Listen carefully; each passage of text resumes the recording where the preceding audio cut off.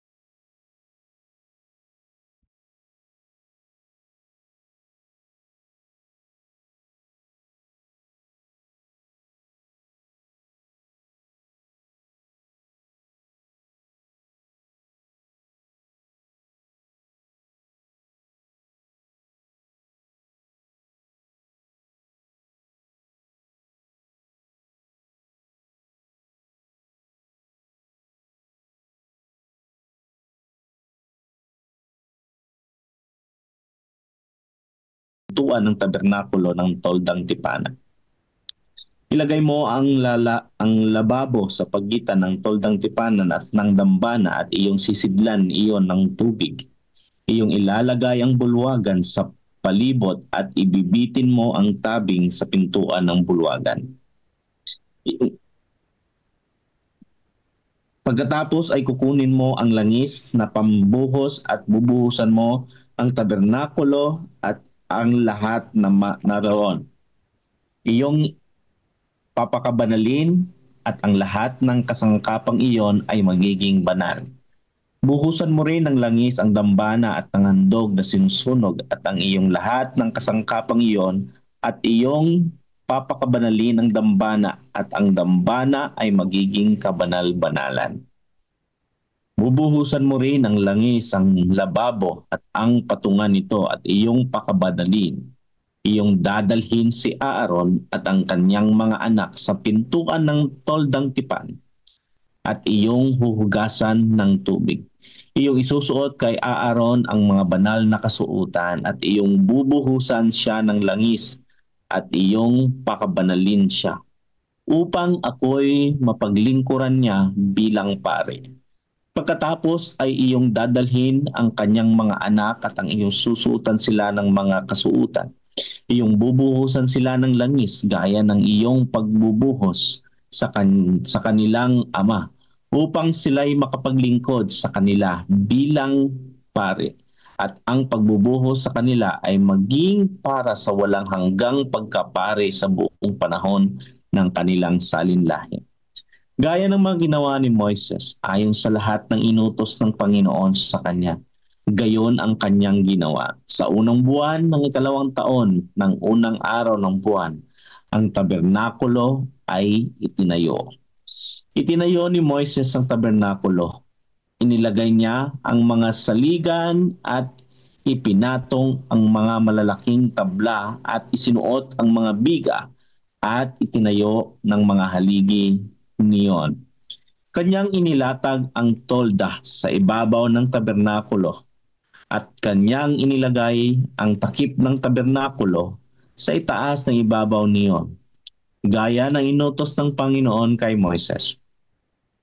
Kanyang kinuha ang patutuo at inilagay ito sa loob ng kaban at kanyang inilagay ang mga pasanan sa kaban at kanyang inilagay ang luklukan ng awa sa ibabaw ng kaban.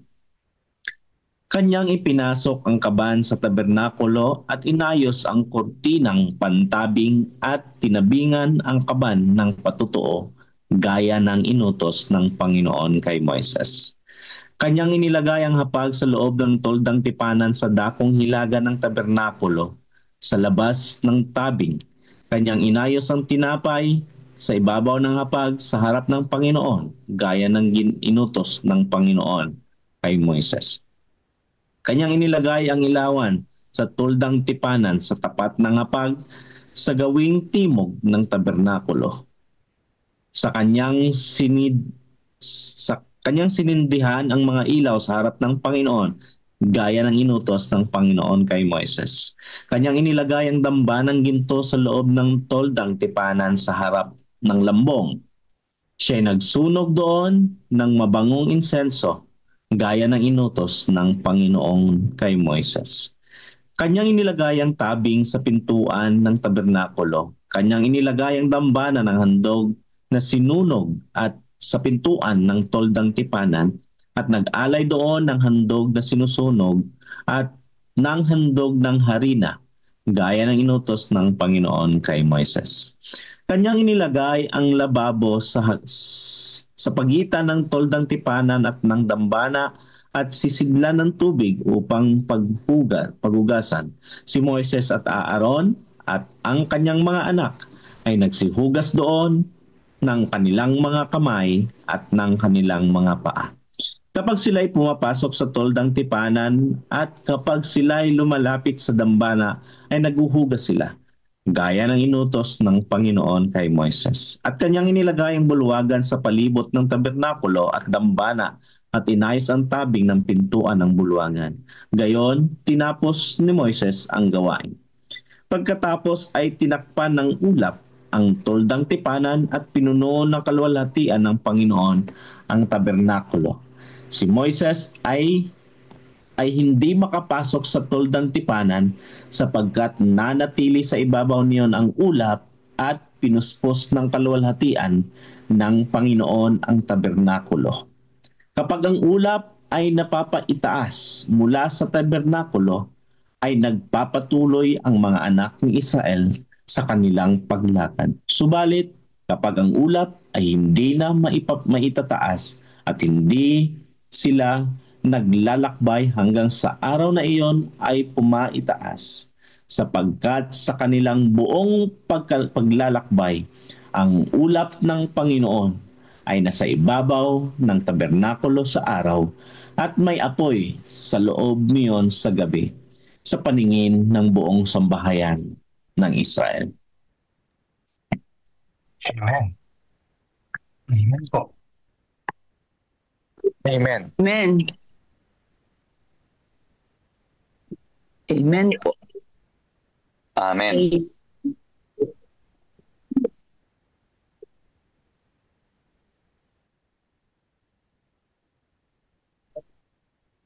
Naka-off yung audio mo, Pastor Danji.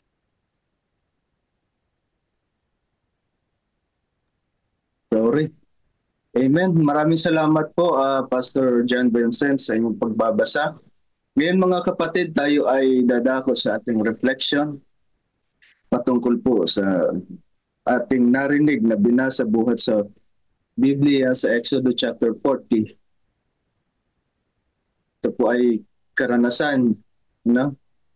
ang Panginoon ay nagpagawa ng isang tabernakulo upang siya ay tatahan sa gitna ng kaniyang bayan. In the reflection, mga kapatid, sa atin pong narinig, sa ating binasa ngayong umaga, sa ating Bible reading ngayong umaga.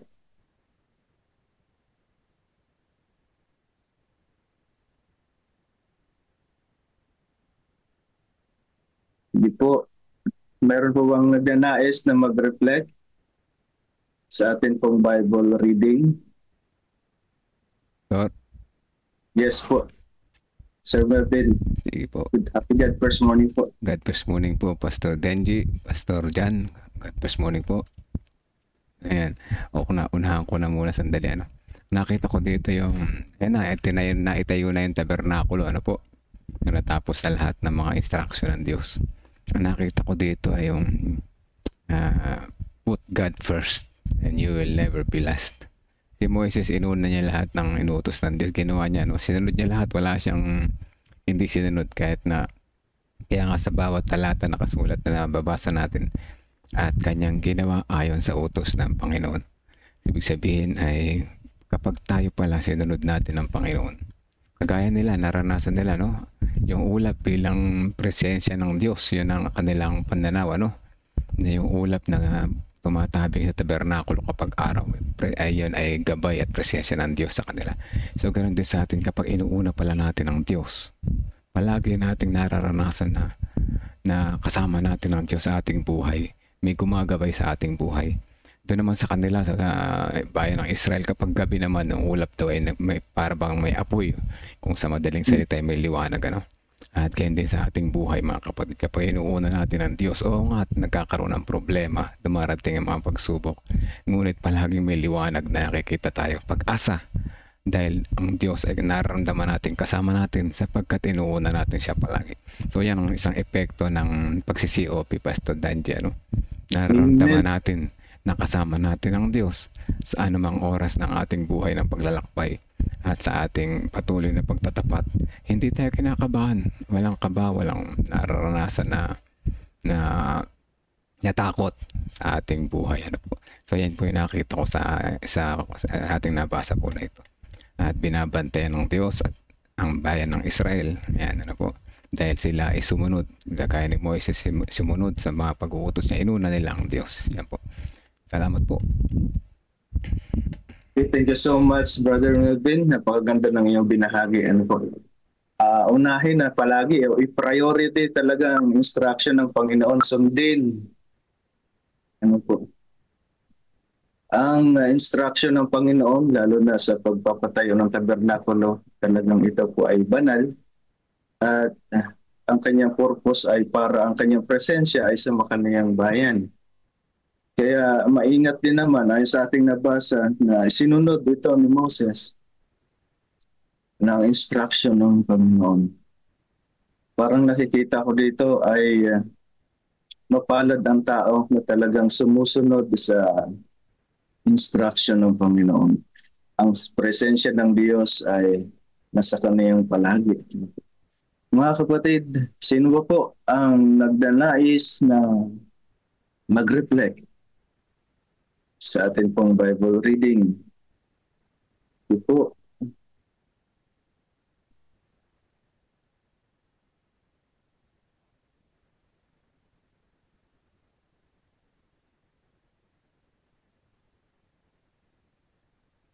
And ayon po kay Pastor Jerry, happy God first morning, people putting God first.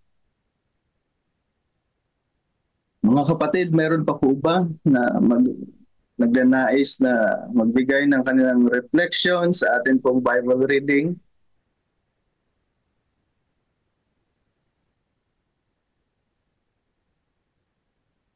Ayan, kung wala na po mga kapatid, tayo po ay dadako sa ating part 2. Ito po ay ang ating lest we forget the reading and reflection na pangangunahan naman tayo ulit ni Pastor John Vincent Moralda. Pastor John. Thank you. Okay. Ang atin pong reading devotional this morning is from the book also sa Lest We Forget by George Knight. July 15, entitled Alive to Foreign Mission, Part 2. Our memory text is found in the book of Isaiah 11, verse 9, and it says, "The earth shall be full of the knowledge of the Lord as the waters cover the sea." In spite of the fact that some leading Adventist ministers still preach as late as 1872 that the taking of the gospel to all the world referred to in Matthew 24, verse 14, had seen its fulfillment, the momentum for mission continued to gain force among Adventists. But where to get the educated personnel was the problem, one that led to moves in 1873 and 1874 toward founding the denomination's first college. By the summer of 1873, James White was not only requesting a college but urging that J. N. Andrews go to Switzerland, that atom in answer to the request for a missionary from Swiss Adventists. That November saw White summoned a special session of the General Conference to discuss a missionary, but still nothing happened. It is significant that White's featured sermon at the November 1873 session was an exposition of Revelation chapter 10 in connection with foreign missions. Earlier in the year, he had applied the imperative of Revelation 14, verse 6 to preach the everlasting gospel to all the world, and the command of Revelation 10, verse 11 to prophesy again before many peoples and nations and tongues and kings, to the worldwide mission of the Seventh-day Adventist Church in the wake of Millerite disappointment. Those two texts, along with Matthew 24, verse 14, would eventually impel Adventist mission to every corner of the earth as the denomination sought to fulfill what it came to see as its prophetic role in history. In 1874, White established the True Missionary, Adventism First Missionary periodical's pages urged the sending of foreign missionaries. Ellen White shared the broader vision of her husband. During April 1874, she had an impressive dream that helped overcome the remaining opposition to missions. "You are entertaining too limited ideas of the work for this time," the angelic messengers told her. "Your house is the world. The message will go in power to all parts of the world. To Oregon, to Europe, to Australia, to the islands of the sea, to all nations, tongues, and peoples." She was shown that the mission work was far more extensive than our people had imagined or even contemplated or planned. As a result, she called for a larger faith that would express itself through action. Larger faith that was the need then. It is the need now. Increase our faith, Father, that we might see your will, even in our lives. This is our prayer na sana makita ang ating pananampalataya at ang kalooban ng Panginoon. And that's the end sa atin pong reading from Lest We Forget. I think, Pastor Danje, I'll be sharing a reflection. I prepared at least 3 practical reflections dito po sa nabasa ko according to this Alive to Foreign Mission. First, practical reflection is that embrace inconvenient because this is the opportunity for growth. If you know the story, alam natin na nagkaroon ng problem, particularly this educated personnel was the problem. Ano po? But for James White, he did not see it as a hindrance at all kasi kailangan niya mag-step up, kailangan niyang i-address yung challenge and then make solutions for that. Tayo din naman mga kapatid, we should willing to step up into roles or situation that might seem inconvenient. At the end, ito yung mag-a-align sa ating principles sa buhay, particularly in doing God's mission. Remember, this is the reason why we exist as a Seventh-day Adventist Church. Our church exists under the context of the three angels' messages.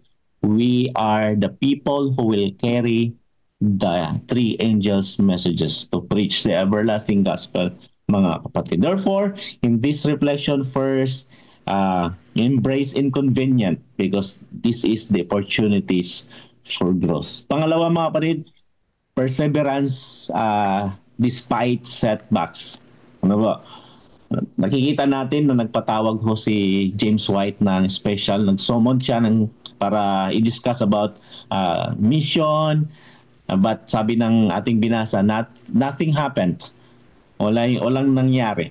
But ang ginawa ni James White, nag-sermon siya ng Revelation chapter 10, Revelation, makikita natin chapter 14, and then Matthew 24, verse 14. Exposition ng ginawa ni James White, he was preaching, and then nagkaroon ho ng result.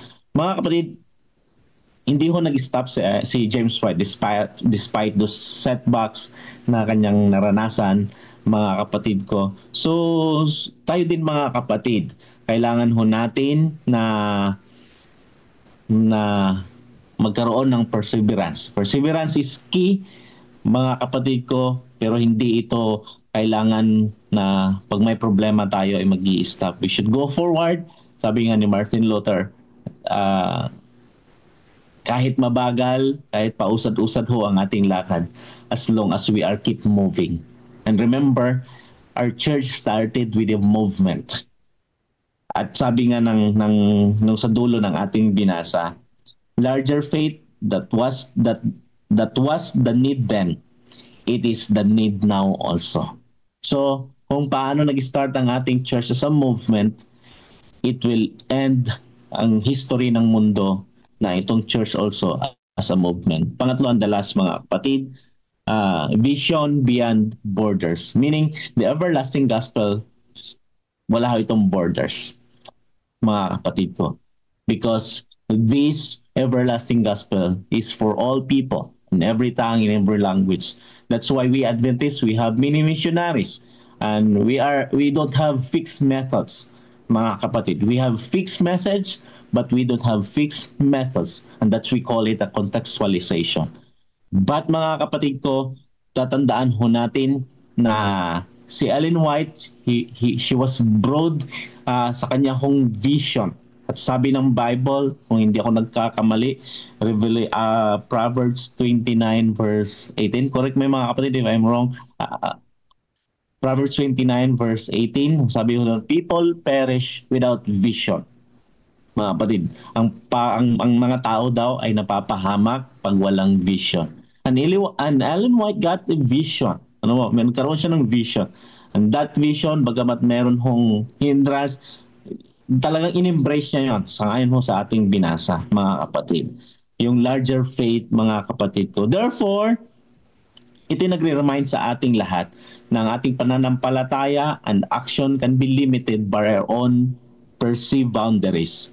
But to achieve a larger faith, mga kapatid, na ito yung vision ni Ellen White, we need to cultivate a vision that extends beyond our immediate surroundings and comfort zones, truly believing that God's work can reach every corner of the world.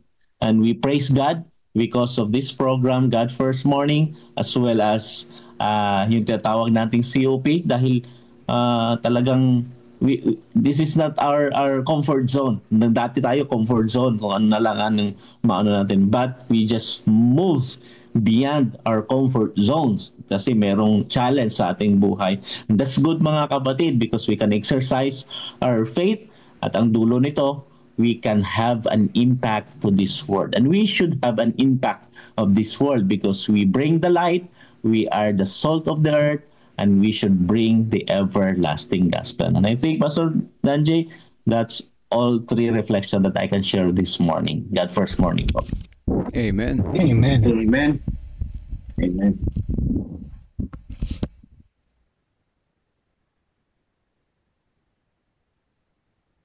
Next ito mga kapatid, tayo dadako sa prayer.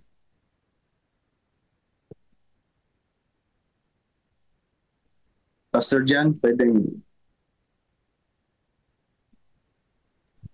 Sige, pray tayo. Let us pray, mga kapatid. Lord, this morning, we lift up your name on high.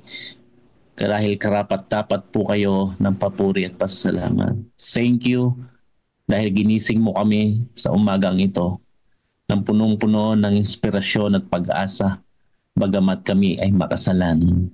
There we are, God, gathered together with one accord, one vision, at lalo tigit kami ay magkakapatid sa pananampalataya.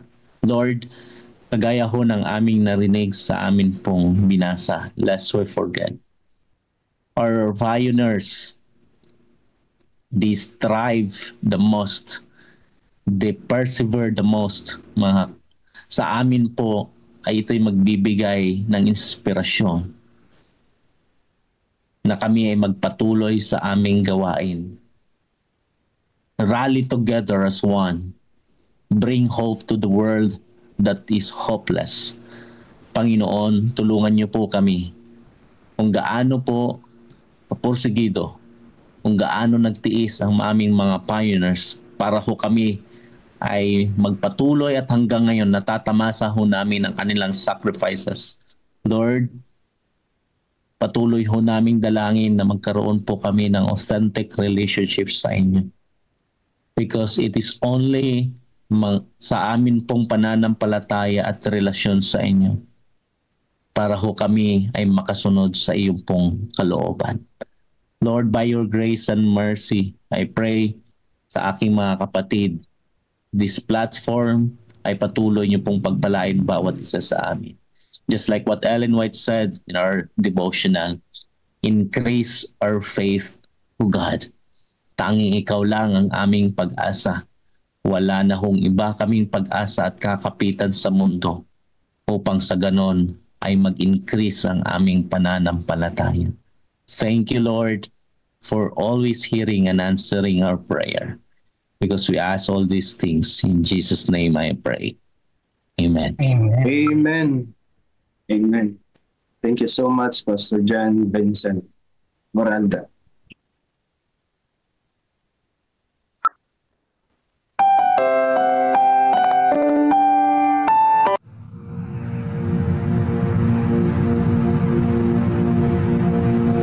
After Jesus returned to heaven, his disciples remained with the awesome task of taking the gospel to the whole world. Filled with the Holy Spirit, these men and women proclaimed the message they had received with boldness and power, reaching out to all corners of the then known world. But it was not without great opposition, first from the Jews, then from the Roman state. Many Christians were faithful to the point of death, suffering torture and humiliation from cheering onlookers at the Circus Maximus and Colosseum in Rome and throughout the empire. However, the blood of the martyrs only paved the way for the further spread of the gospel. After years of persecution by the Roman emperors, one of them, Constantine, professed conversion to Christianity in 312 AD. Now Christianity became popular, but it resulted in many pagan practices and symbols entering the church, particularly in Rome. The Bishop of Rome assumed more and more power and authority and began to oppose and oppress all who recognized Jesus alone as the head of the church and who accepted the Bible alone as the supreme authority. To escape this increasing persecution, God's true people withdrew to the wilderness areas of Europe. In northern Italy, the Waldenses took refuge in the mountains. While many were slain, the light continued to shine in the darkness, God was still in control, and he began to raise up men like Wycliffe, Huss, Tyndale, Luther, Calvin and Zwingli to stand for his truth. They stood for the Bible alone, faith alone and Christ alone. In 1798, in fulfillment of Bible prophecy in the book of Daniel, the religious and political supremacy of the Roman Church was temporarily reduced when General Berthier removed Pope Pius VI from his throne. Consequently, in the decades that followed, there arose a great awakening of interest in the prophecies of Daniel, and many were convinced Jesus was soon to return.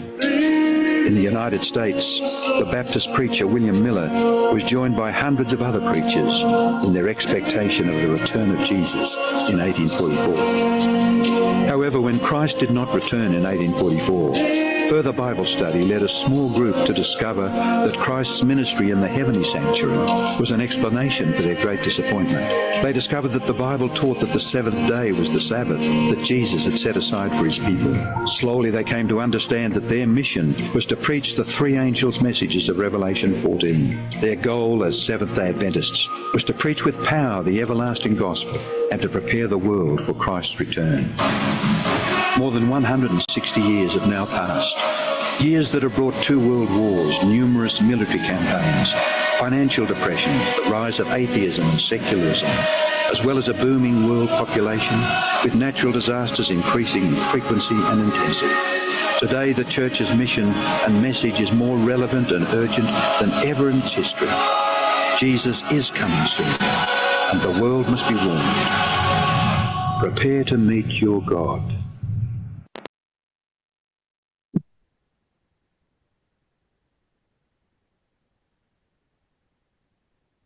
Amen. Praise the Lord. Then, ngayong umaga mga kapatid ay tayo ay dadako sa ating mga testimonies.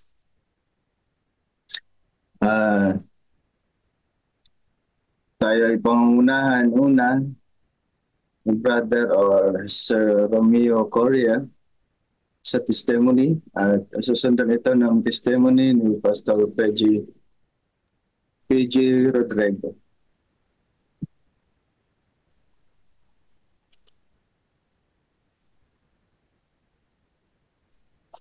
Magandang umaga mga kapatid. Happy God First Morning. Happy God First Morning po. Ano po ba? Okay. Ako bilang retiradong kulpultor ay hindi problema sa akin ang type. Noong 1974, hindi pa ako noon Adventist. May mga kapatid na nag-airport dito sa North Sogaray, Bulacan. Ang pangalan nila ay Pastor Ed Liwanag at si Pastora Dina Liwanag. Noon ay nagpabinyag ako. Ang nagbinyag sa akin ay si Pastor Epinito Bukala. Yun ay natatandaan ko, December po noon. Ako noon ay nagtatrabaho sa... Bago ako napabinyag, ako ay nagtatrabaho sa Delta Motor bilang refrigeration air conditioning technician. Pero nung ako ay mabinyagan mga kapatid, December noon, ay minarapat ko na pumunta sa Central Luzon Mission. Ang ating pong pinaka-presidente noon ay si Pastor Sevilla. Kasi gusto ko na ang araw ng Sabat ay akin talagang mabigyan ng pagkakataon na ito ay aking ipangiling mga kapatid. Kasi noon ay ako ay Katoliko pa noon.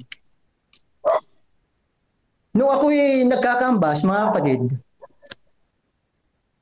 tuwing ako ay kukuha ng mga aklat, automatic, pag ako'y nag-limit ng kinukuhang aklat sa Central Luzon sa CLC o sa tinatawag nating Home Health Education Service, ay automatic na kinukuha na agad ang type.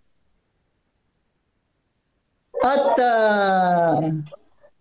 noong 2022, lalo kong naunawaan ang tinatawag na Combined Offering Plan o COP. Kami ni Pastor noon ay nagpunta sa Lubo, Pampanga upang kami ay umattend ng seminar may kaugnayan sa stewardship, pagiging katiwala. At doon ko narinig mga kapatid, ang tungkol sa tamang pagbibigay ng tithe and offering. Ako bilang elder ng North Sagray Church, tumagal rin ako ng halos siguro mga 22 years bilang elder ng Garay, North Sagray Church. Pero ang pakakaalam ko noon mga kapatid ay ang aking talagang binibigay na offering ay 1% pa lang. 1%. Kaya noong si Pastor Ramil Mendoza ay na-assign sa aming church, ilang beses niyang tinalakay ang pagiging stewardship compliance. Halos naka-4 na level yata kami dito sa Garay. Kaya doon ko naunawaan mga kapatid ang pagbibigay ng 10% sa tithe at 10% sa COP. Pero hindi ko pa masyadong ginagawa yon. Kasi bilang ako retiradong kulturtor ay maaaring hindi pa namin dapat na may bigay yung ganoong kalaki na pagbibigay. Pero mga kapatid, napakabuti ng Panginoon. Ang aking asawa, kung pag-uusapan natin ang tithe and offering, talagang yan ay meron siyang sobre na talagang nakalaan para sa ating Panginoon. At nitong 2025, mga kapatid, doon ko naranasan ang talagang pagpapala ng Panginoon kung tayo ay patuloy na magtatapat at ibibigay natin ang combined offering plan. Nais ko lang ikwento sa inyo mga kapatid. Itong 2025, meron kasi akong 2 puno ng abukado. Napansin ko, mga kapatid, yung aming puno ng abukado, halos mabuwal sa dami ng bunga. Kung akin siguro lalagay sa sako, meron siguro ng mga 4 na sako. Kaya ito'y aking ibinenta at yung aking pinagbilhan ay aking binigyan ng hindi lamang 10% COP, aking ang ginawang 15% at yung aking tithe ay 10%. Ganoon din yung aking tinatawag na marang. Meron akong marang sa aming tahanan o sa aming bakuran. Ito ay 4 na puno. Ito ang ngayon ay patuloy pa rin nagbubunga. At ito, alam niyo mga kapatid, ang bunga nito, kapag ako'y nag-harvest, talaga automatic na binibigyan ko ngayon ng COP. Ako nagpapasalamat sapagkat noong 2024, I think November or December noon, napasimulan natin sa pamagitan ng ating CLPM, ng ating presidente ay si Pastor Jerry Estabilio, ay tunay na talagang ako'y marami natunan tuwing ako'y makikinig ng God First Morning. Hanggang ngayon ay ako'y nakikinig. Sapagkat napakahalaga na tayo ay talagang maging matapat bilang katiwala. Bilang ako'y literadong kulportor, ay hindi problema nga ang pagbibigay ng tithe and offering kasi ito ay talagang aking may bahay, ito na ay kanyang inaawas. Nakaredy nito tuwing araw ng Sabat pag kami dadalo, talagang ito ay binibigay na sa ating Panginoon. At napansin ko,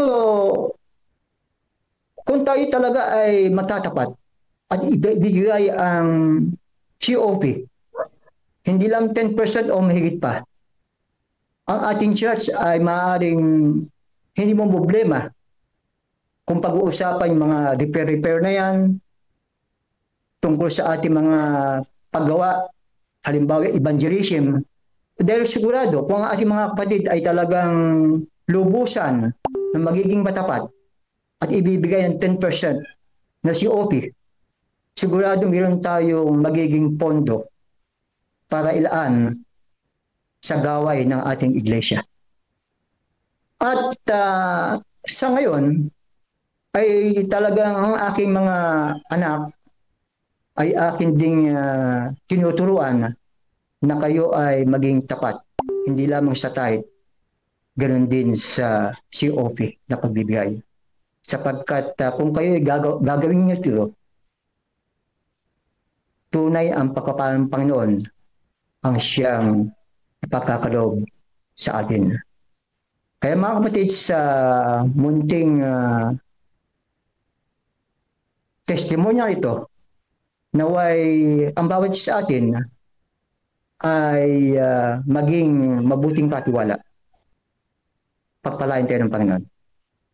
Amen. Thank you so much sa maganda at nakaka-inspire na testimony, Brother Romeo Correa. Pagpalain po kayo ng Panginoon. At ngayon po ay susunod natin yung testimony ni Pastor PJ Rodrigo at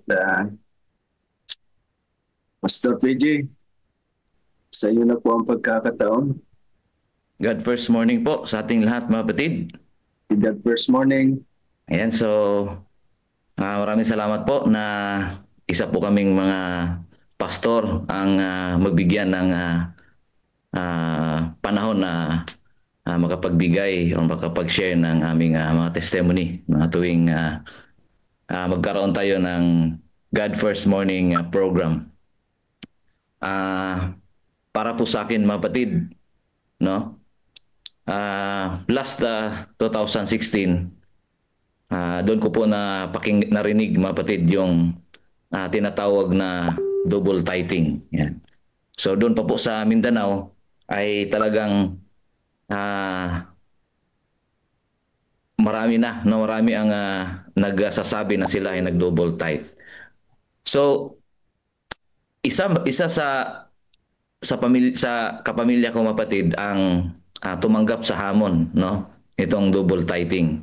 Walang iba kundi yung aking kapatid na bunso, yung babae, na sabi niya, pangako niya sa Panginoon, pag siya nakapagtrabaho ay magdo-double tithe siya. 10% sa kanyang tithe, 10% doon sa kanyang offering. So ganun po, kapatid, ang kanyang pagkaintindi, no, sa double tithing. At pinapakinggan ko lang po siya, kapatid, ay talagang kanya namang ginawa. Ngayon, doon ko lang po nalaman na napakatindi ang pagpapala ng Panginoon dahil yung aking kapatid ay talagang makita mong pinagpala sila. Last 2018, kapatid, no, ako ay natanggap bilang isang church planter sa Central Luzon Conference. At sa madaling sabi, nagkaroon ng stewardship certification, no, doon sa Laguna nung panahon na yon.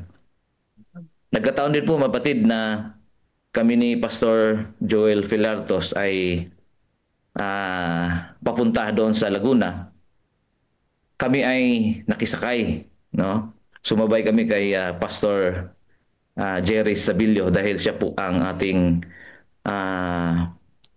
stewardship director nung panahon na yon sa Central Luzon Conference. Doon habang kami ay nagbabiyahe, siya ay nagsasalita patungkol sa pagiging isang katiwala at tapat na katiwala, mapatid. Sabi po niya sa amin, kung tayo ay pinagpala, no, ng Panginoon dahil tayo tapat sa ating tithes, mas lalo tayong pagpalain kung tayo ay tapat din sa ating handog. So, nabanggit po niya, mapatid, yung word na proportion. So, nung panahon na yon, iniisip ko, ito na ba kaya yung ito kaya yung napakinggan ko sa Mindanao na double tithing? Yun ang inaano ko. Pero nung binanggit niya yung combined offering plan, so doon ko nalaman na mali pala yung pagkaintindi ng aking kapatid. So habang kami ay nandun sa Laguna patungkol sa stewardship certification, doon ko na mas lalong nalaman, mapatid, yung combined offering plan na ganito pala dapat, no, ang ating gagawin. Kaya nung ako'y na-assign na po sa South Zambales, sa madaling sabi, ay nagkandak po kami or ako ng church compliant, no, sa distrito na aking pinangunahan. At sabi ko nga sa aking asawa na mahirap kung tayo ay mag-lecture, magturo about pagiging isang tapat kung ang ating offering ay, or tayo na mga na nagtuturo ay hindi tayo sumusunod or hindi tayo tapat doon patungkol sa ating offering. Kaya napag-isip-isip namin, mapatid, dahil bilang isang pastor, yung aming tithes ay kaltas na po ito, mga kapatid.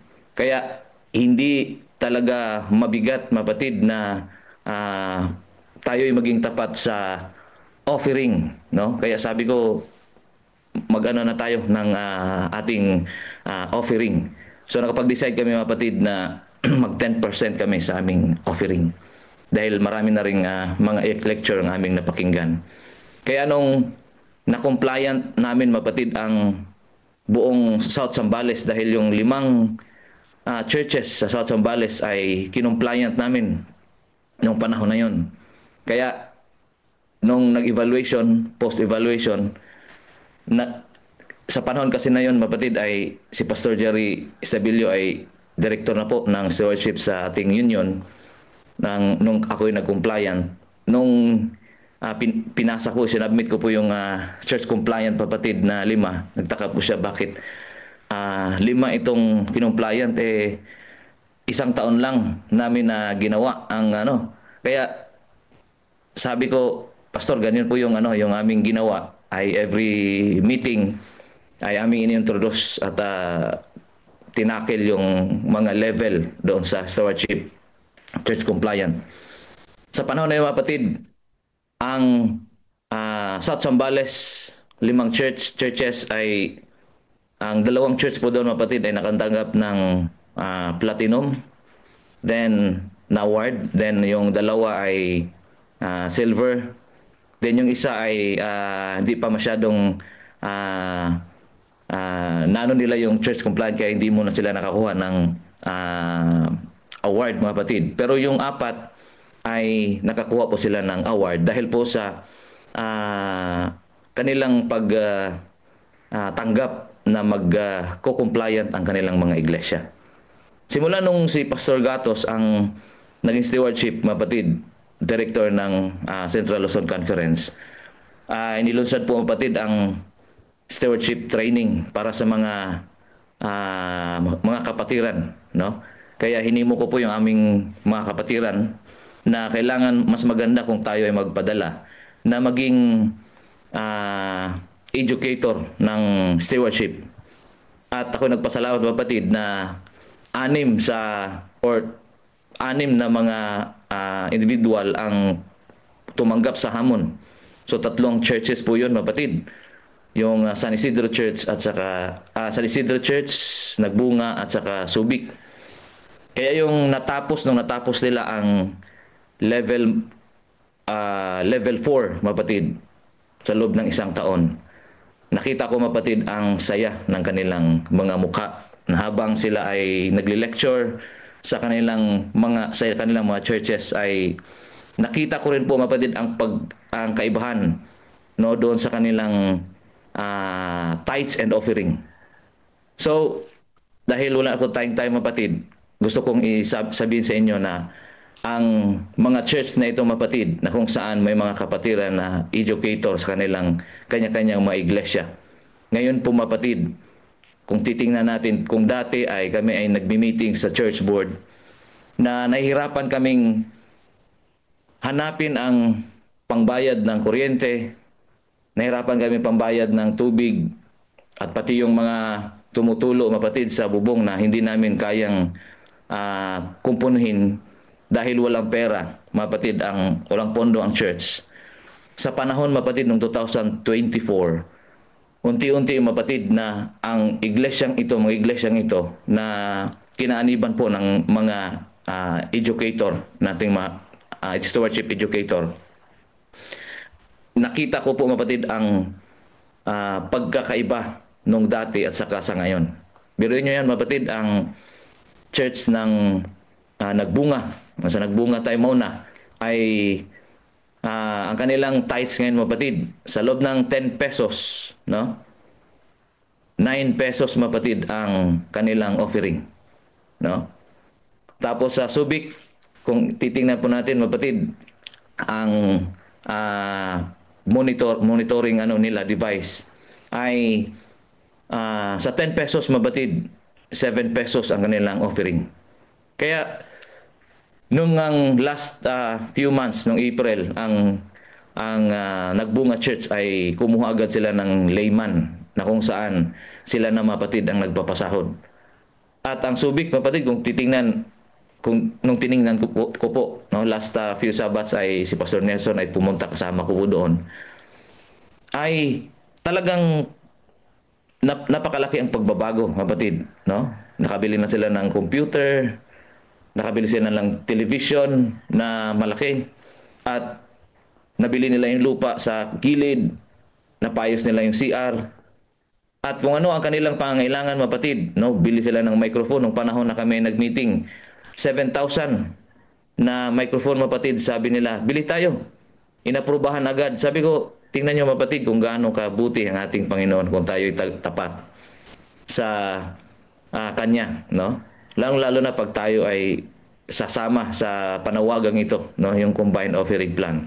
Tapat sa tithes, tapat din tayo sa handog, ay mas lalong pagpalain ang bawat isa sa atin. Kaya nasabi ko po, no, sa mga kapatiran sa South Zambales na isa sa pinaka magandang gagawin, mapatid, pinakamatindi na gagawin ng bawat iglesia ay yung pagiging tapat sa ating Panginoon pagdating sa tithes and offering. Dahil anuman ang kanilang pangangailangan sa mga iglesia, nasasapatan na po ito, mapatid. At masayang-masaya po ang mga kapatiran, lalong-lalo na ang church board, pag kami ay nagbi-meeting, wala na pong problema. No? Kung kami dati ay walang snacks pagkatapos ng church board meeting, ang sabi ng Subic, bakit pa natin Kaya ang snacks namin, mapatid, no, nung ilang meeting yon, sabi nila, kailangan tayo, pizza na tayo. Ayan. So sabi ko, napaka galante ng ating mga kapatiran. Pero hindi pala. Dahil galing pala mga ito, mapatid, no, sa kanilang pondo na kung saan ang resulta, mapatid, ay talagang hindi nila inaasahan kung tayo, mapatid, ang bawat isa sa atin ay tapat sa ating Panginoon. Kaya isa sa panawagan, mapatid, no, lalo na sa mga remaining churches na hindi pa or papunta pa lang, mga kapatid, sa pagiging isang missional church. So, wag nating kakalimutan na yung ating Panginoon ay siya ang Panginoon kung saan nagbibigay pagpapala sa bawat isa sa atin, lalong-lalo na pag tayo ay tapat sa Kanya. God first morning po sa ating lahat, mga kapatid. Amen. Praise the Lord sa iyong makasaysayan at nakaka-inspire na patotoo, Pastor PG. Amen po. Amen. Amen. The Lord. Pastor Danji. Yes po. Pastor Danji. Yes po. Pasingit lang ako sa kita. Sige po, okay. So, pasensya na kayo mga kapatid. Ako po ay nagdadrive. Pumunta ako ng Bataan.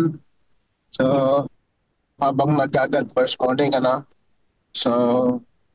So, ang akin pong reflection ngayon mga kapatid, salamat kay Brother Rhea at kay Pastor PG sa pagpagandang testimony. Palain kayo ng Panginoon sa inyo pong pangunguna sa ating mga iglesia.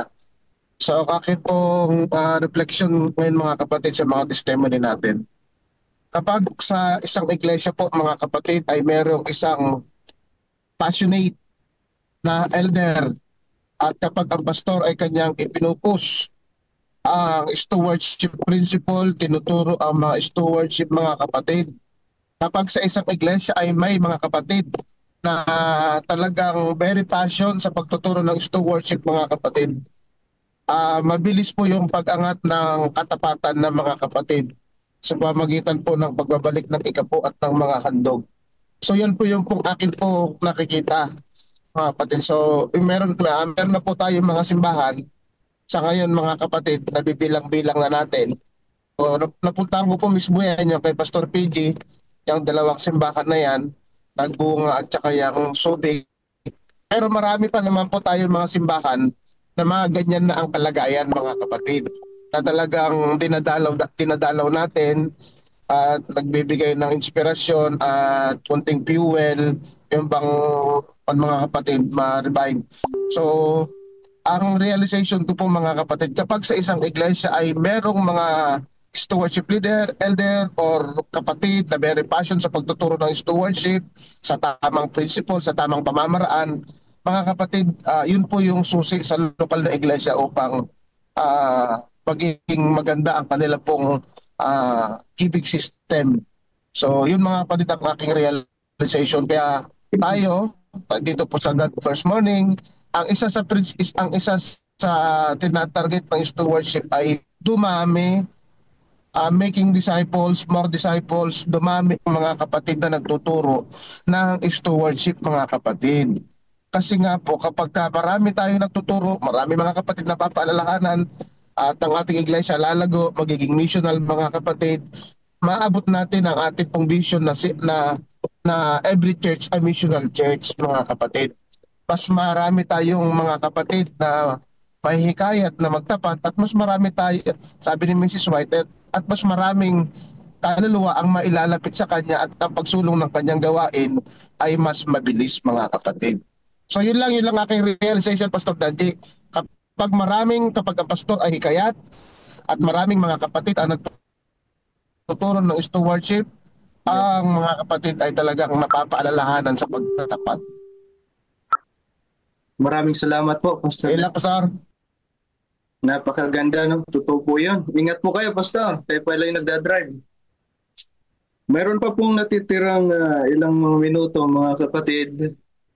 Kung sino man sa inyo ang may nais na mag-share ng kanilang reflection sa ating testimonies na napakinggan, pwede pa, mga kapatid. Meron pa tayong oras o minutong natitira bago natin i-play ang God First video. At tayo ay makakadako sa part 4. Meron pa mga kapatid.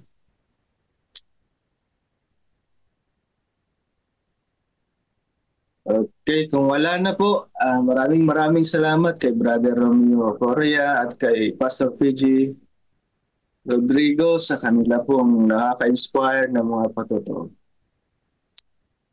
Now, tayo po ay dadako sa part 4 pero Nag-play po muna ng God First video.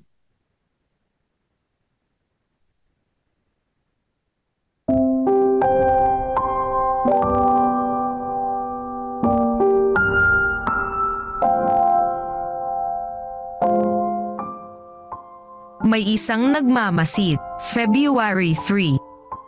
Saan ako pupunta mula sa iyong espiritu? O saan ako tatakas mula sa harapan mo? Mga Awit Kapitulo 139 versikulo 7. Isang tao ang nagpasyang pumasok sa taniman ng mais na pag-aari ng kanyang kapitbahay upang magnakaw ng mais. Kung kukuha lang ako ng tigkakaunti sa bawat bukid, walang sino mang makakapansin, ang nasa isip niya. Sa ganitong paraan, magkakaroon ako ng maraming mais nang walang kahirap-hirap. Kaya, naghintay siya ng dilim upang isakatuparan ang kanyang plano. Sa kanyang pag-alis, isinama niya ang kanyang maliit na anak na babae. "Sweetie," bulong niya sa anak, "manatili ka dyan at magbantay. Sabihin mo sa akin kapag may taong paparating." Pumasok ang lalaki sa unang taniman ng mais at nagsimulang pumitas. Kasisimula pa lang niya nang marinig niya ang kanyang anak na marahang nagsalita, "Daddy, may nagmamasid sa iyo." Tumingin sa paligid ang lalaki, subalit wala siyang makitang sinuman. Inilagay niya lahat ng kanyang nakuhang mais sa kanyang sako at mabilis na pumasok sa ikalawang bukid. "Daddy, may nagmamasid sa iyo." Babala ng batang babae sa kanyang ama sa ikalawang pagkakataon. Tumingin sa paligid ang lalaki, subalit muli wala siyang nakitang sinuman. Nagalit ang tatay at sinabi sa kanyang anak na babae, "Bakit ba lagi mong sinasabing may nagmamasid sa akin pero wala naman?" "Dad," ang bulong ng batang musmos at itinuturo ang madilim na kalangitan. "Mayroon nagmamasid sa iyo mula sa itaas." Ang payak na kwentong ito ay tutulong sa ating maunawaang kapag gumawa tayo ng mali kahit na tayo pa ay nag-iisa o nasa labas ng bahay ay tunay na nagkakasala tayo sa presensya ng Diyos. Ang isa sa pinakatiyak na paraan ng pamumuhay ng tapat ay ang palaging isipin na nasa tabi natin ang Diyos. Sa ganitong paraan ay mawawala ang ating takot at pagdududa. Sa halip ay mapapalitan ng kagalakan dahil ang Diyos na ating tagapagligtas at ating manunubos ay lumalakad kasama natin sa pagpapahayag ng ating katapatan. Pagmamuhay ng tulad nito ay magagawa nating manatiling tapat, kahit malayo tayo sa ating mga kabiyak. Magagawa nating parangalan ng Diyos kahit tayo lamang ang tanging Kristiyano sa isang silid-aralan o sa trabaho. Mamumuhay tayo sang-ayon sa kalooban ng Diyos kahit ang bawat isa sa ating kapaligiran ay hindi nagpaparangal sa Diyos. Panawagan. Habang inyong ipinapahayag ang inyong katapatan sa pamamagitan ng pagbabalik ng mga ikapo at mga handog, magpasalamat sa Diyos para sa pribilehiyo na mabuhay at lumakad kasama ang Diyos ng pag-ibig at kahabagan.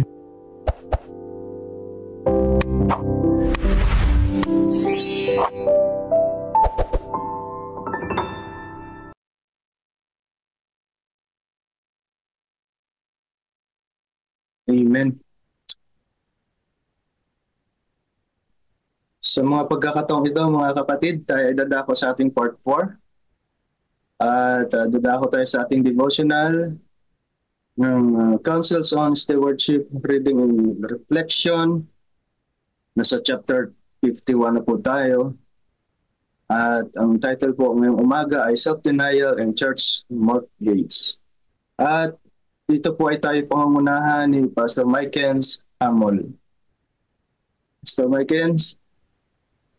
Happy God first morning po. Narinig po ba ako, Pastor Danji? Yes, very clear po. Salamat po, Pastor. Ano nga po ba ang ating pamagat ngayon pong devotional ngayong umaga? Ito po ay may pamagat po na Self-Denial and Church Mortgage from Counsel on Stewardship, Chapter 51, subtopic number 2. Ano nga po ba yung self-denial, mga kapatid? Pagtanggi sa sarili. Ano naman po yung mortgage? Sa akin pong research, mga kapatid, ito po ay madalas ginagamit sa mga real estate or mga property or pag-acquire ng mga bagay, no? Pero sa madaling sabi, ito po ay isang utang na hinuhulugan, no, from a lending company or from a bank, no? So isa siyang utang na hinuhulugan madalas monthly. So ito po ay may kaugnayan po sa church mortgage, ang ating pong topic po ngayong umagang ito. So ano daw po ba, sabi po ni Ginang White sa ating pong babasahin ngayon, ano daw po ba yung mga subukang tanong o test question na dapat itanong ng bawat Kristiyano sa kanyang sarili? Meron pong tatlong nilagay po dito si Ginang White. Una po, tinagalog ko lang po ito, mga kapatid. Meron ba ako sa kaibuturan ng aking kaluluwa na pag-ibig para kay Jesus? Yan po yung una. Pangalawa po, ang pag-ibig ko ba sa Diyos at sa aking manunubos ay ganoon kasapat upang matanggihan ko ang aking sarili? At pangatlo po, kung dumating ba ang tukso upang himukin ka sa pansariling kasiyahan, masasabi mo kaya na no or ayaw ko? Hindi ako gagastos ni isang barya para sa pansarili kong kagustuhan habang nalalaman ko ng aming simbahan ay hinuhulug-hulugan buwan-buwan o nasasadlak sa pagkakautang. Alin-alin daw po ang mga reflective questions na nagiging pundasyon ng buhay ng ating puso, ng tahanan at ng ating iglesia, ayon po kay Ginang White? Ano daw po ba itong mga reflective questions na ito na nagiging pundasyon dapat ng ating pong puso, tahanan at iglesia?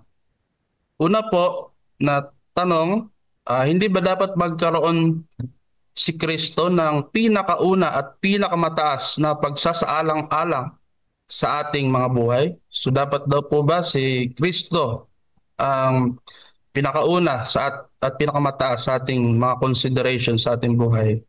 Pangalawa daw po, hindi ba dapat hilingin ni Kristo na siya ang pinakauna at pinakamataas sa ating buhay bilang tanda ng ating paggalang at katapatan sa Kanya? So yun po yung dalawang foundational questions o reflective questions, mga kapatid. Paano daw po natin magagawang maging pinakahigit ang Panginoon sa lahat ng ating paglilingkod? Ito po ay kung ang ating puso, kaluluwa, lakas at buhay ay isinuko natin lahat sa Panginoon. Ang ating mga damdamin ay buong-buo nating ibinibigay sa Kanya. Ano man daw po ang magiging resulta kung ang Panginoon ay higit sa lahat ng ating paglilingkod? Sabi po dito, magkakaroon tayo ng pakiramdam ng kung ano ang ibig sabihin na maging partner ni Kristo sa Kanyang banal na gawain. Ano naman daw po ang dapat gawin sa mga gusali na itinayo upang gawing sambahan? Sabi po ni Ginang White, hindi raw po dapat ito masadlak sa pagkakautang o malubog sa pagkakautang. Ano naman daw po ang implikasyon nito sa ating pananampalataya kung hahayaan natin na sadlak sa utang ang ating bahay, sambahan? Lumalabas na ito daw po ay gaya sa pagtanggi o pagkakatwa ng ating pananampalataya. So sa reflection po, nung aking pong binabasa po itong ating pong devotional sa stewardship, una pong pumasok sa isip ko yung verse dati na madalas ginagamit po ni Elder Fernan Bicmudo nung siya po ay nasa San Ildefonso pa. Madalas niya pong pinopromote po ito nung siya po ay nagpo-promote ng pagpapatayo ng church building sa aming distrito noon sa San Ildefonso. Madalas niya pong ginagamit yung Haggai 1:4 na sabi po dito, panahon baga sa inyo na tumahan sa inyong mga nakikisamihang bahay samantalang ang bahay na ito ay namamalaging wasak. Kung aralin po natin yung konteksto, nung ang bayan ng Israel po ay nakabalik na po sila mula po sa pagkakaalipin noon sa Babylonia at sa Persia. Pagbalik po nila sa lupang pangako o sa kanilang bayan sa Juda, sa Jerusalem, ang mas inuna po ng mga tao, mga kapatid, na itayo sa halip na ang bahay ng Panginoon, ang inuna po nilang itayo ay yung kanila po mga kanya-kanyang tahanan. Kaya ang panawagan po ni Hagay, hahayaan ba nating wasak ang templo ng Diyos samantalang yung mga bahay natin ay bongga, no? Mga nakikisamihan. Ibig sabihin ay mas maganda pa kaysa sa Panginoon yung kanila pong bahay, mga kapatid. So, yun po yung unang pumasok po sa isip ko, mga kapatid, nung binabasa ko po yung devotional, mga kapatid. So, sa konteksto ni Ellen White, mga kapatid, parang hindi masyadong applicable sa atin. Although siguro sa mga mayayamang church, pero sa atin, commonly, karamihan, dahil marami po sa atin ay mga mahihirap lang po na church, ano po, or mga middle class lang na church, hindi po tayo masyado nangungutang para maka-acquire ng simbahan. Ang madalas po dito sa ating mga kapatid ay mga hindi ganun kagandahang church, or sa house church lang, or sa rental church, or no church at all, mga kapatid. At ganun po yung madalas nangyayari sa atin. Pero doon sa kanila, Mrs. White, ay pinangungutang po nila, or yung church, pinaghuhulog-hulugan po nila to sa mga lending company para magkaroon po sila ng church, mga kapatid. So inuutang po nila. Pero hindi po yan ganun ka sa atin, no? Wala tayo masyado naririnig na ganyan dito po sa atin sa Pilipinas. Pero ganun pa man, mapautang or mahirap man yung ating church, the same pa rin po yung mga nagiging mistakes, mga kapatid. Ang mga kapatid ay mas inuuna po yung pansarili kaysa po suportahan yung pagpapaganda ng ating pong simbahan. Inineglect po natin yung mga contribution para sa church building. Most po ng mga rason ng mga kapatid, maliit lang naman po yung aming income. Wala po kaming walang trabaho po, mga kapatid. So, ganyan po lagi ang rason. At sabi nga po kung kilala niyo po si Pastor Ed Lapis, mga kapatid, sabi ni Pastor Ed Lapis, hindi naman po ito Adventist pastor, pero nagustuhan ko yung kanya pong sinasabi. Sabi niya, ang kulungan ng tao ay ang kanyang isip. Sabihin, mga kapatid, pag sinabi mong wala ka na talaga maibibigay, edi tapos na, kulong ka na, wala na. So, ganun lagi yung mga rason natin, mga kapatid, no? Wala po tayong may support. Pero kung iibahin po natin yung ating statement, kung tatanungin po natin ang sarili natin, ano kaya ang pwede kong maitulong? So, pag nagtanong ka ng ganun, mga kapatid, ma-open yung mind mo, igagabayan ka ng Panginoon para paano ka makapagbibigay para sa pagpapatayo o pagpapaganda ng ating simbahan. Naalala ko din po yung message ni Pastor Claro Vicente. Kasi po nung ako po ay kabataan pa, college, high school, madalas pong na-invite po sa aming church si Pastor Claro Vicente sa Angono Rizal Church saka sa Montevilla Binangonan Church, mga kapatid. In short, sa aming district po noon sa dyan po sa Binangonan District. Madalas po na-invite si Pastor Claro at madalas ko pong naririnig sa kanya yung mga statement daw po ng mga mapanghinayang na mga kapatid. No, lagi po nilang sinasabi sa mga mapanghinayang na kapatid, yung 100% nga na income namin, maliit lang, kulang pa. Tapos babawasan pa ng 10%, di 90 na lang. Tapos may offering pa, sabihin natin 10% din, so 80 na lang. So kulang na. So ika po ni Pastor Claro Vicente, kung magbabase lang po tayo sa numero, titingnan lang talaga natin po numero. Napakaliit po talaga ng ating po kinikita, mga kapatid. Pero kung titingnan po natin yung ating pagbibigay na merong pagtitiwala sa Panginoon, yung ating pong ibinibigay sa Panginoon, mga kapatid, ay actually higit pa doon sa mga ibinibigay at binabalik natin sa Panginoon, pwedeng ipagkaloob pa sa atin ng Panginoon. So, the same principle, mga kapatid, ang pinaniniwalaan ko na pwedeng i-apply sa pagsusupport sa church building, mga kapatid. Kung tayo po hindi natin panghinayangan at titingnan natin yung ating pagtulong sa church building na may pagtitiwala. Higit pa yung pwedeng ibalik sa atin at ipagkalob sa atin ng Panginoon. Sa akin pong personal experience mga kapatid, nung ako po ay church planter ng Angat way back 2022 hanggang 2024 ng January mga kapatid. Ako po yung na-challenge mga kapatid kasi ang Angat po that time ay nagpapatayo ng church building.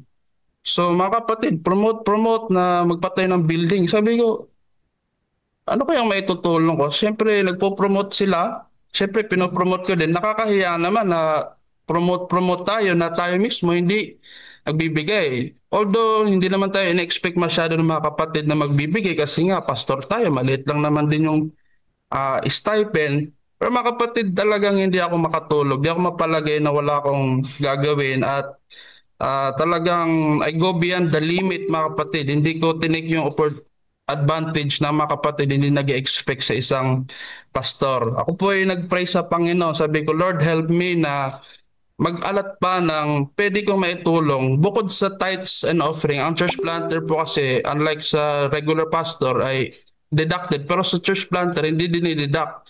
So nagta-tithes pa rin kami, nag-offering mga kapatid. So pero sabi ko mag-aalat pa ako ng another 1K para sa, or minsan hindi stable pero madalas 1K para sa church building. Mga kapatid, medyo challenging.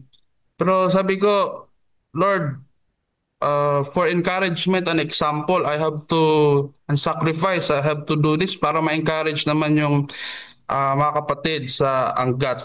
So, plus po ang misis ko rin po dahil siya ay public teacher, nag-pledge din po siya 5K mula sa kanyang bonus annually na magsusupport din siya sa church building. So mga kapatid, sa tulong ng Panginoon talagang hindi po namin naging alintana mga kapatid, yung paghihinayang na sana yung 1K pang date na namin yun ni Mrs. Sana yung 1K pambili ng kung ano-anong pansarili. Pero mga kapatid, yung talaga pag pinag-pray mo sa Panginoon ay hindi mo magiging alintana yung mga panghinayang na yan. Bagkus mas ilo-look forward mo kung na-glorify ang Panginoon, na mapasaya ang Panginoon kahit pa ikaw yung malugi or ikaw pa yung magkulang, di ba? Ang mas masaya ay mapasaya mo ang Panginoon. At alam niyo mga kapatid, napakasarap sa puso na nakaka-support po sa gawain po noon sa Angat sa pagpapatayo ng church building. I'm not saying mga kapatid na sapat yon para maipatayo na yung church, pero encouragement po yon sa mga kapatid sa Angat na kahit maliit lang po yung kinikita, sinasahod, hindi dahilan yon para hindi po sila mag-ambagan. Ang nakakahiya nga po minsan, naghahagilap tayo lagi ng tulong sa church building, hindi tayo nanghihingi ng tulong, hindi pa tayo nakatulong sa ating church building. Yan po yung tinuturo sa amin ni Pastor Adap sa stewardship compliant before way back 2015 mga kapatid, nung ako ay nag-stewardship compliant mga kapatid. So yan ang nakakalungkot na tayo mismo nang hihingi ng solicitation sa church building natin, hindi pa tayo nakapagbigay. Kaya yun po yung na-remind po ako sa bagay na yun mga kapatid. So ang mga lesson po mga kapatid na natutunan ko po dito mga kapatid, ang pagpapabaya po sa ating bahay-sambahan, mapa-mortgage man yan, hulugan or utang or church building project man yan, kung tayo po ay nagpapabaya dito mga kapatid, katumbas po nito ay pagpapabaya rin sa ating relasyon sa Diyos. Kasi po ipinapakita lang nito na mas importante ba, mas mahalaga pa sa atin ang ating mga pangsariling kagustuhan kaysa sa Diyos at sa mga bagay ng Diyos. Kaya mga kapatid, ipag-pray po natin na maging malapit ang relasyon natin sa Panginoon at idalangin po natin na masuportahan po natin ang contribution para sa atin pong mga church building. At wag din na po natin hayaan na mas maganda pa ang ating bahay kumpara sa ating pong mismong bahay sambahan. Dapat ang isipin natin, dapat kung maganda, mabango yung CR ng bahay natin, dapat yung CR ng church mga kapatid ay mas mabango pa kaysa sa atin pong bahay. Ibig sabihin lang, dapat mas maganda yung sa Panginoon. Wag nating gayahin po yung post-exilic Israel, mga kapatid, no? Sa Hagay 1:4. Idalangin makasuporta at makapaglaan ng porsyento ng inyong income para sa paghuhulog o pagpapaayos ng bahay sambahan. So, kung meron tayong termino dito mga kapatid na God first, God house first before your house. So, yun lamang po mga kapatid ang aking reflection. God first morning po sa lahat. Amen. Praise the Lord. Amen. Topic na umaga mga kapatid. So mayroon pa naman tayong natitirang mga minuto para sa ating reflection. Sinong nagnanais na mag-reflect? Mga kapatid, kung mayroong mga reflection, sige po. Kayo po ay malayang magbigay ng inyong mga reflections.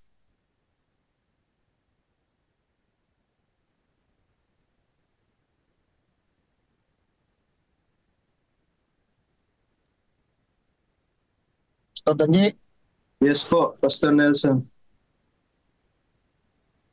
Sige nga ba wala pa nag-reflect mga kapatid? So, yung pungkan po natin mga kapatid ay self-denial. Ano yung mga kapatid? Ano yung title, Pastor Danji? And church mortgage ba yan? Self-denial and church mortgage. So, self-denial and church mortgage mga kapatid. So, kasi sa bandang yan, yung lugar na Basis White, Australia, sila, yung mga parting Europe at mga Amerika, Canada, sa mga lugar na yan, ay talagang ang mga simbahan dyan mga kapatid ay naka-mortgage. So, tapos na yan, inilo-loan sa bangko. Hanggang ngayon mga kapatid, ganun po ang context doon. So, iba yung context natin sa Pilipinas, iba yung context doon, mga kapatid. Dito sa atin, ang context natin dito ay nagbabayanihan, nagtutulong-tulong. But either way, mga kapatid ay, ang mga kapatid ay self-denial, mga kapatid. So, matutunan po nating tanggihan ang ating sarili para tayo mga kapatid ay makabalikan sa pagdadala, pag-angat ng ating simbahan, lalong-lalo na yung mga physical. Naalala ko mga kapatid, yung bayang Israel noong panahon nila Moses. Pag sinabi nating Israel mga kapatid, from generation to generation naman yan. Bawat panahon ang Israel ay ganito. So, gano'n. So, noong panahon nila Moses mga kapatid, itinayo ang sanktuaryo sa aklat ng Exodus chapter 36. At yan din ay meron din sulat si Mrs. White sa Patriarchs and Prophets, yung kanilang mga handog ay kanilang dinala sa Panginoon kay Moses. At natapos ng mabilis ang sanktuaryo, mga kapatid, at sabi nga ni Moses mga kapatid ay umaapaw na, sobra na. So inawat yung kanilang pagdadala mga kapatid. Ang ibig ko sabihin, natapos ang sanktuaryo dahil sa kanilang mga pagdadala ng mga handog. Kaya nga si Mrs. White nag-conclude, tinuruan ni Moses ang Israel na kung ano-anong mga pakulo o mga luterya o kung anong mga konsyerto, kung hindi tinuruan lang ni Moses ang bayang Israel na magdala ng kanilang handog para sa Panginoon mga kapatid, para matapos ang sanktuaryo. Sa ating konteksto mga kapatid ay at maaari, hindi na natin ginagamit ang solicitation. Ang ginagamit natin mga kapatid ay more or more mga kapatid. Kung meron tayo yung mga labis o gusto, halimbawa tayo po ay nag-ikapo at tayo po ay nagandog na sa Panginoon at nais pa natin magandog muli ng mas mga kapatid, gusto natin tumulong sa ating simbahan, gusto natin may nangihingi para sa ating simbahan, merong kailangang pagawain sa simbahan, ang ating pong kahit mga kapatid ay magdala ng mas higit na kanilang handog para sa Panginoon. Kaya nga po natin mga kapatid ay 10% or more mga kapatid. So, yun po ang atin pong. Pero kapag ang handog ninyo ay gusto nyo dagdagan ng inyong 10%, mangako kayo sa Panginoon ng mas malaki pa. So, yun mga kapatid ang ating pong konteksto ngayon. So, Kaya nga ating sinusulong ang combined operating plan para po ang gawain sa lokal at gawain din sa pangkalahatan mga kapatid ay tayo iglesia. So, yun lang mga kapatid. Combined operating plan, 10% or more. Christ our priority. Thank you so much. Yun lang. Go back to you, Pastor Danjay. Baka meron pa gusto mag- Yes, po. Sa mga nagnanais pang mag-reflect, mga kapatid. Pastor, ako ay magre-reflect. Okay. Hello po. Mr. Gor, sige po. Maging priority po sana natin mga kapatid ang pagpapaganda sa ating mga bahay-simbahan. Nakakalungkot. Minsan, may mga simbahan tayo, mga nagiging bahay na ng mga hayop, mga kambing, mga baka, o ano man dyan ng mga hayop. Bahay yan ng Panginoon, maging priority sana natin na yan ay hindi man biglaan, unti-unti nating ipagawa yung loob nating simbahan, yung CR, yung paligid, malinis. Kasi nagre-reflect po sa atin na mga manggagawa, mga kapatiran. Pag may mga bisita tayo galing sa ibang iglesia, ibang mga tao, nakikita nila ang ating church, ang ating kapaligiran, marumi, ay nag-reflection sa atin, siyempre nakakaya din sa Panginoon. So ito sana ang maging priority, maging focus natin pagka nandito tayo sa ating mga lokal na iglesia, sa distrito. Kaya sa aming distrito mga kapatid, yan ang isa sa naging priority namin. Kung dadalaw kayo dito sa aming district, ay unti-unti naming pinapaayos ang ating mga iglesia kasi nakakaya sa Panginoon. At dyan natin kasi kinakatagpo ang Panginoon. Dyan tayo nagpe-fellowship, dyan tayo nagwo-worship. Tapos ang mga simbahan natin ay sira-sira, mga CR sira, paligid natin marumi, ay nakakaya po sa Panginoon. So yan sana ang isa sa mga priority natin mga kapatid. Yun lang po at maraming salamat po. Maraming salamat sa inyong reflection, Pastor Alex Rigor. Meron pa po ba mga kapatid? Ito ay reminder. Pastor Meneses, sige po. Matagal na rin pinag-uusapan yung na yan eh. Nandiyan si Pastor Antonio na kahit nagda-drive siya pero nakapag-comment. Ayaw sanang tanong eh. Kaya nang pwede ba tayong makahingi na talagang konkretong answer na yung ba talagang pagsusulisit para sa ating iglesia ay pinagbabawal na o dinidiscourage na idadaan na lang sa COP and more or more. Wala nang pagsusulisit ba? Talaga? Yun lang, Pastor Danji. Maraming salamat po sa tanong, ating stewardship director. Ayoko sana magtanong. Salamat po, Pastor. Sige po, Pastor Antonio. Salamat po, Pastor Meneses. Sa inyo po tanong mga kapatid. So, ang dinidiscourage po natin mga kapatid ay halimbawa ako hindi ako makapagbibigay ng aking offering o ng aking COP dahil sa mga proyekto o dahil mayroong nagsusulit sa akin. So, kaya nga sa ating sobre mga kapatid, meron 3 column yan. Tithe, COP, and others. Yung others mga kapatid, kung gusto nating maglagay sa ating building, ay nandun po yung others, yun po yung or more mga kapatid. Ngayon, kapag gusto mong merong kung merong isang kapatid na magsusolicit sa iyo, lalapit sa iyo, ay magbibigay ka din, of course.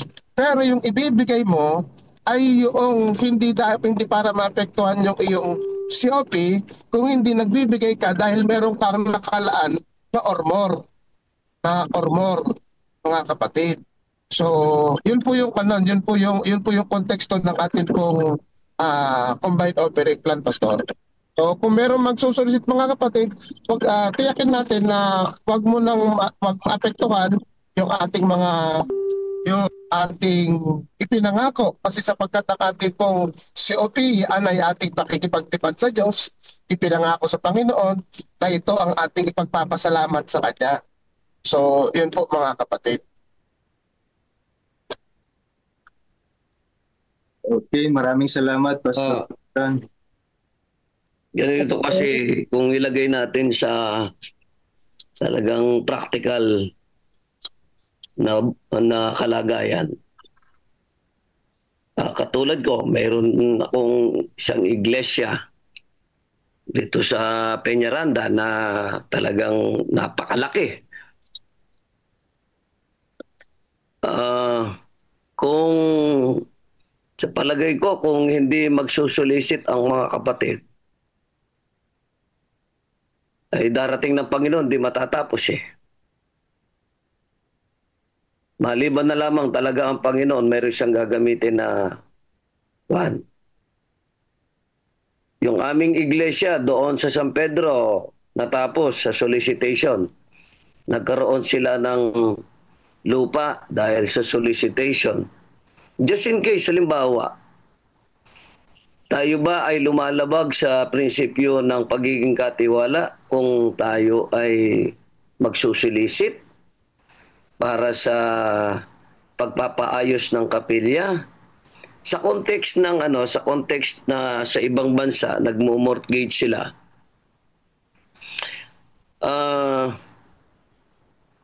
Kung hindi nila gagawin 'yon, inaakala nila hindi matatapos. O kung matapos, matagal. Halimbawa, yung mas maganda, yung magmo-mortgage sila o yung mananatiling matagal na nakatiwangwang yung kapilya.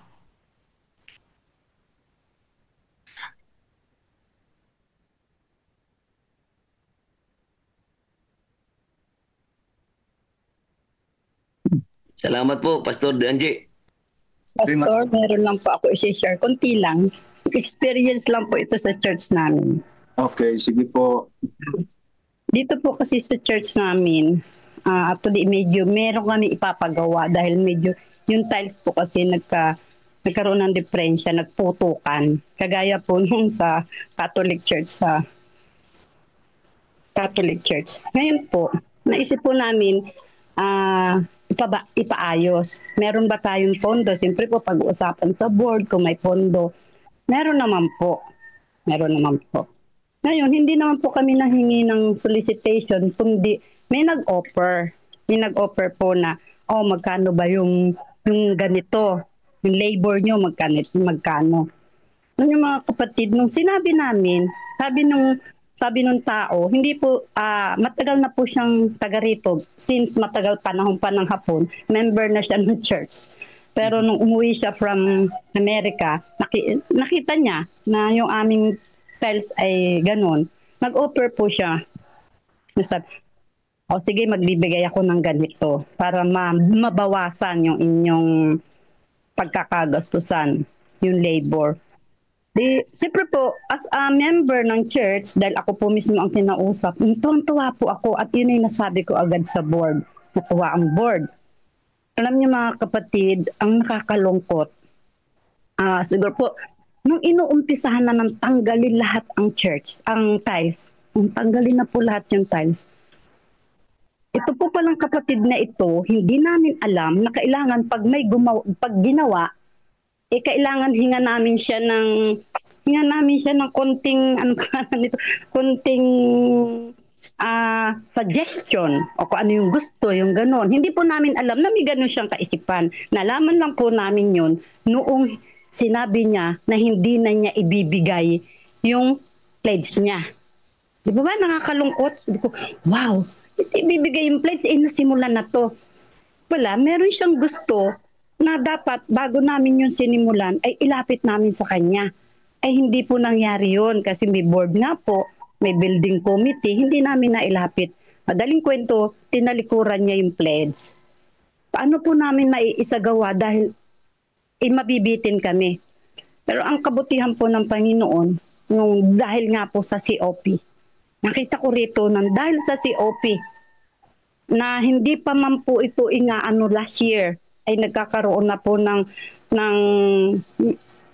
offering na hindi lamang 10%, hindi lamang yung basta madukot, kundi talagang systematic na pagbibigay ng offering. Ay nagsabi po ang treasurer na kaya natin, meron tayong pondo. Kaya kuminsan ngayon po sa pag-aano ko sa ating GFM, na lagi na lang solicitation, yung mga ganito, ang hirap pala. Kaya nga nagbibigay ka ng solicitation, ay may nagkukusa, tapos pag hindi nasunod yung kanilang gusto, ay tatalikuran ka, ay napakahirap.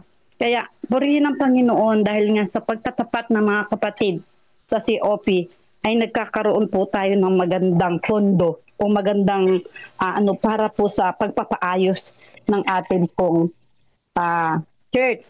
Di ko naman po sinabi na wag na tayo mag-solicit. Kasi sa atin po yan kung ano po yung ano natin. Pero base po sa karanasan, para ang hirap na mag-solicit. Kasi hindi lang ito yung umpisa nung bago pa po namin ipa-revise ipa-renovate yung aming church. Actually, hindi naman dapat renovate ipapaayos talaga second floor. Pero hindi po nangyari. Bakit? Yung nagbibigay po ng pledge, pag hindi nagugustuhan yung kanilang, pag hindi na ibibigay yung gusto, ay tatalikuran ka. Sino kaya yung tinalikuran? Yun lang po yung question mark ko. Sino tinalikuran? Pero napakabuti ng Diyos. Lagi ko po sinasabi na napakabuti ng Diyos sapagkat hindi niya pinababayaan yung mga kapatid na nagmimithi na pagandahin ng church ay ibibigay at ibibigay po. Lamang po at magandang kapikat personal. Maraming salamat po sa inyong reflections. Ang ating oras ay paubos na. Kaya thank you so much sa mga tanong, sa concerns, sa mga nag-reflect. Ang tangi-tangi ko lang na na-absorb doon sa explanation ng ating stewardship director, pwede naman pa rin ang solicit o kung mayroong magsosolicit o nagbibigay, wag lang maapektuhan ang panata sa Panginoon. Okay, so yun lang po ang pinakamaliwanag. Wala na po tayong oras mga kapatid, kaya tayo dadako sa ating prayer. Bakaroon tayo ng silent prayer and Acts prayer. Sa Acts prayer mga kapatid, tayo ay pangungunahan sa adoration and confession ni Pastor PG Rodrigo at sa thanksgiving and supplication. Amen mga kapatid. Nawala ako. Teka lang buksan ko lang ulit. So ayan. Ba't ganyan nagbago yung aking Zoom? Anyway, nawala yung aking Zoom. Hindi daw ako nagbabayad. Sandali lang mga kapatid. Join the meeting. So yan ang ating lesson sa umaga nito. Patungkol yung sa mga yung mga church building na yung nga sabi nga ni Pastor Nelson, sa Amerika yun nagaganap yung mga inuutang na church building o kung binabayaran hulugan, kumbaga mortgage. Hindi nga naman applicable sa atin kasi hindi naman tayo nangungutang na church building. Ano po? So ganun yun. So sa atin kasi bayanihan, may mga nagdo-donate, madalas yan sa mga nasa ibang bansa, sila nagdo-donate kaya napapagawa yung iglesia. At bukod dyan ay alak narinig dito sa Pilipinas na inuutang sa bangko yung pagpapatayo ng simbahan. Mana pa yung aircon installment, pero hindi sa bangko, doon lamang sa pwede rin sa bangko, credit card, pero maliit lang yun. At yun naman ay kaya naman bayaran ng church sa COP. At kadalasan pa ay zero interest naman. Kasi kaya naman iniiwasan yung ganun na pangungutang ng church para sa church building. Dahil yung kanilang interest nasasayang sa halip na mapunta sa gawain, napupunta sa pambayad ng interest. At ang nakita ko rito, kaya naman nila pinapayagan doon sa ibang bansa. Dahil yung interest na ibabayad, galing din naman sa church fund na makukulik nila. Yun nga lang, nawawala yung idea na ipangaral. Sa pangangaral, mapupunta na sana yung punta sa pangangaral ay napunta pa sa interest. Ano po? Yun yung lesson natin sa umaga na ito. Yung mga additional nating na narinig na talaka, yung mga additional na lamang yun na kung saan nakapakat pa rin din naman sa tungkol sa church building, tungkol sa solicitation, yan, ano. Pero ganun pa man, lesson natin ay patungkol sa pangungutang ng iglesia sa church building. Nakatuon lang po doon, ano. So yan, sama natin sa panalangin ng bawat isa na patuloy tayo maging tapat sa Panginoon, ano, kung ano yung ating ipinangako sa Kanya ay ating ibibigay na offering, ano po, kasi pangakong handog nga yan eh. Yung tithes yun ibinabalik lang natin ngayon sa mga dito kapatid na hindi makapangako sa Panginoon, eh, kaya po tayo napipigilan yung blessing kasi hindi natin magawang ibigin ng Panginoon. Subukan natin ibigin ng Panginoon, mga kapatid, ano? At tayo ay hindi magkukulang. Ayaw bumukas ng camera ko, di bali. Kung ayaw mo, wag mo. So ayan na po, sama natin sa panalangin. Uy, happy birthday kay Julian Christine.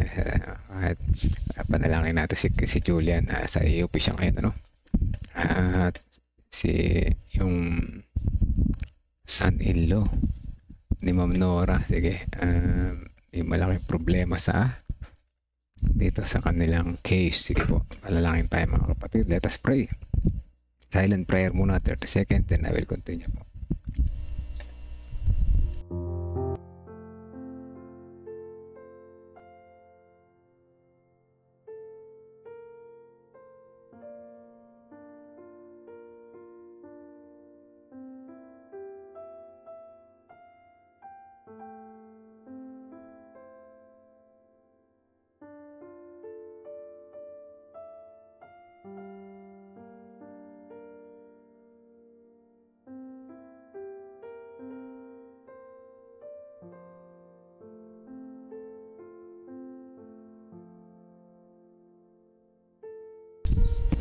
Let us pray. Amang banal na makapangyarihan sa lahat, salamat po muli sa umaga na ito na muli nyo kaming tinawag, pinabangon sa aming pagkakatulog, at muling makakonect po sa inyo simula sa Bible reading na kung saan kung kami ay susunod sa inyo kagaya ni Moises at ang kanyang bayan, ay inyong pagpapala ay aming mararanasan at kami hindi matatakot sa anumang pagsubok na darating sa aming buhay.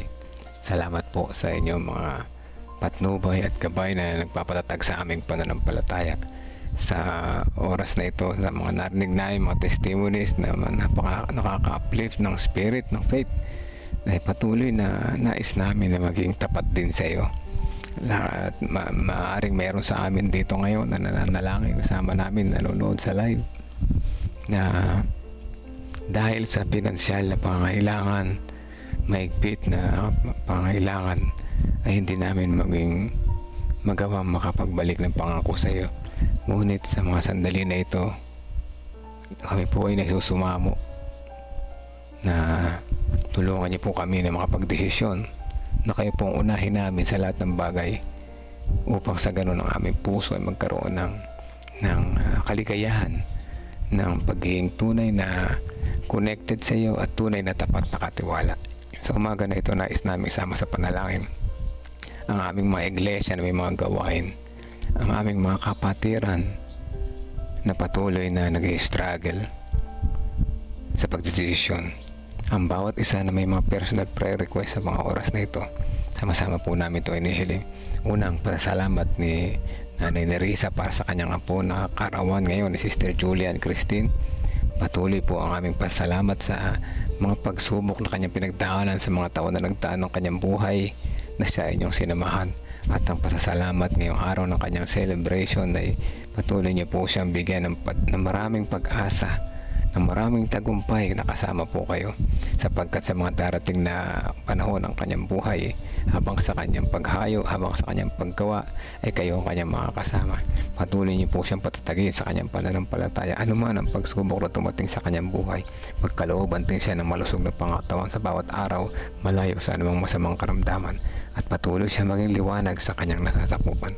Dalangin din po namin na iba pang may mga prayer request. Son-in-law ni Ma'am Nora na kung saan ngayon ay may hearing siya doon. Alam namin na ang inyong kalooban ang masusunod, kung ano man ang pinakamabuti para sa kanila. Sa dalawang partido na ito ay inyo pong ipagkaloob.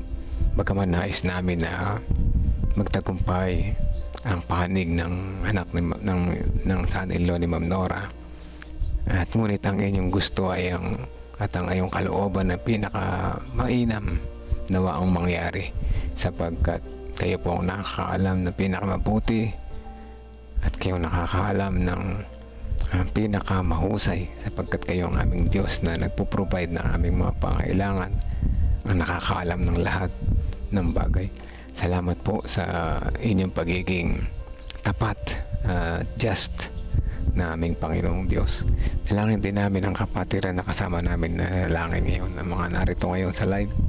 Sama namin ang sambahayan ni Nanay Nerissa, ang sambahayan ni Sister Juliet Percival, ang sambahayan ni Sister Neneng June, Sister Sweetie Burgos, Sister Janet Gatmaitan, ang sambahayan ni Sister Vicky Jimenez, gayon din ni Sister Elizabeth Erese, at ang sambahayan ni Sister Nimpa Rivera, Sister Des Flores, si Ate Mitch, gayon din si Sister Marites Curameng, ang sambahayan ni Sister Gloria Balbito, ang sambahayan ni Sister Helen de la Cruz Malyari, ang sambahayan ni Sister Mary Ann Manalastas, gayon din ang sambahayan ni Ate Sally Sanchez, at sambahayan nila Brother Esmin Suba, ang sambahayan nila Brother Edmund Garcia, ang sambahayan ng bawat isa na narito ngayon. Hindi namin nabanggit ang kanilang pangalan, na patuloy kami nagsusumamo sa inyo at nagtatapat, na pinipilit na maging tapat, pinipilit na huwag magkasala, pinipilit namin na unahin ka o dakilang Diyos sa bawat oras naming buhay, sapagkat nais namin na maging connected po sa iyo,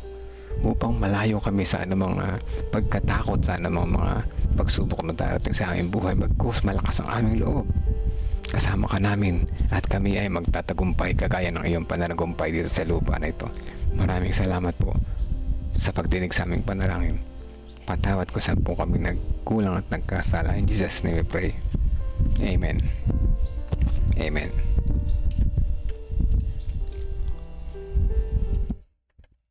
Amen mga kapatid. Pumukas na yung camera ko. Salamat sa mga prayer warriors po, at happy birthday kay Julia and Christine, at ganyan din sa mga nariyan ngayon sa live. Salamat po sa inyong pakikinig at sa pagsali ulit sa live. Araw-araw na tayo ay matututo, at ang aking panalangin ay araw-araw din natin i-apply sa ating buhay. Ang number one na dapat nating matutunan at may-apply sa buhay ang pagiging tapat at katiwala. At yun, pag nagawa natin yun mga kapatid, sabi ko sa inyo, wala nang magiging anumang pangamba sa buhay nyo. Magiging yung pinakamatinding pagsubok na darating sa inyong buhay, hindi kayo matatakot. Bakit? Kasama nyo si Jesus di ba? Kung paano ko nararanasan ang aking nararanasan ngayon, nais kong maranasan nyo din mga kapatid. Mahirap ang buhay, ngunit masaya. Yun ang yun ang maganda ron. Mahirap, ngunit masaya. Salamat po sa mga responses. Sister Neneng, si Sister Maria Isabel, si Ate Reby, Sister Dang de la Cruz, Ate Sally Sanchez, Sister Vicky, Sister Marites Corameng. Salamat po sa responses, at pagpalain po tayo ng Panginoon sa umaga na ito. Ang oras ay 5:55 na umaga. Tandaan natin, put God first and you will never be last mga kapatid. God first morning po sa ating lahat.